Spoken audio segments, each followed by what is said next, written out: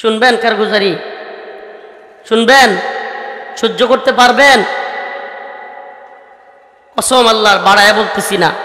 এই ভাইদের কাছে এমনও শুনছি, তাদের স্ত্রীদেরকে দৈরাই না বিভিন্ন গোয়েন্দা সংস্থার লোকেরা তাদের সামনে ধর্ষণ করছে। ধর্ষণ করছে, ধর্ষণ!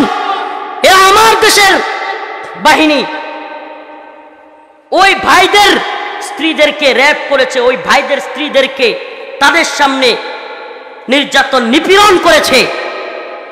কই রাসূলুল্লাহ সাল্লাল্লাহু আলাইহি সাল্লামের ভালোবাসায়, ইশকে নবীর দাবিতে কতগুলো ভাই কারাগারে পড়ে আছে। আপনারা জানেনই না, খবরই রাখেন না, আপনারা খবরই রাখেন না। সেই ব্লগার রাজীব 13 সালে, মনে আছে থাবা বাবার কথা? 13 সালে আন্দোলন কেন হয়েছিল মুরব্বীরা জানে। সেই ওয়াশিকুর রহমান বাবু, শাতিমে রাসূল নাস্তিক, সেই ফয়সাল আরিফিন দীপন, ওরা রসুলকে কটূক্তি করেছিল, আম্মাজানদেরকে নিয়ে কটূক্তি করেছিল। আর সেই সমস্ত ব্যক্তিদের বিরোধিতা যারা করেছিল, সেই ভাইগুলো ফেসবুকে, অনলাইনে, অফলাইনে যারা বিরোধিতা করেছিল, সেই ভাইগুলো আজকে সেই ব্লগার ফারাবি, সেই আমাদের ভাই ব্লগার সাইমুম, কিংবা আমাদের ভাই আরাফাত, আরিফ, আসাদ, ওই দিন কাশিমপুর কারাগারের পাশ থেকে ওদের কথাগুলো বলে আসলাম। 7 থেকে 8 বছর পর্যন্ত এরা কারাগারে বন্দী। ইমানি গায়রত থাকলে আমাদের অন্তরে কষ্ট লাগার কথা।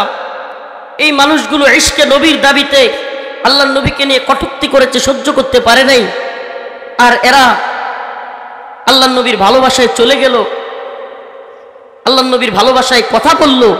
এই জন্য এদের এক একজনের নামে, এক একটা যুবকের নামে 2টা 3টা করে ফাঁসি লাগছে। ফাঁসি ফাঁসি।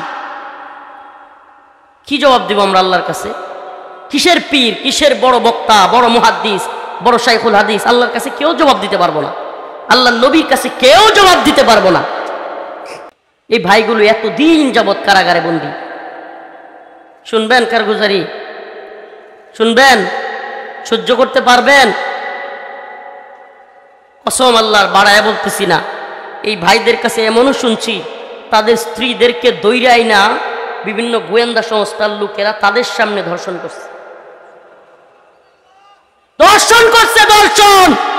এ আমার দেশের বাহিনী ওই ভাইদের স্ত্রীদেরকে র্যাপ করেছে, ওই ভাইদের স্ত্রীদেরকে তাদের সামনে নির্যাতন নিপীড়ন করেছে।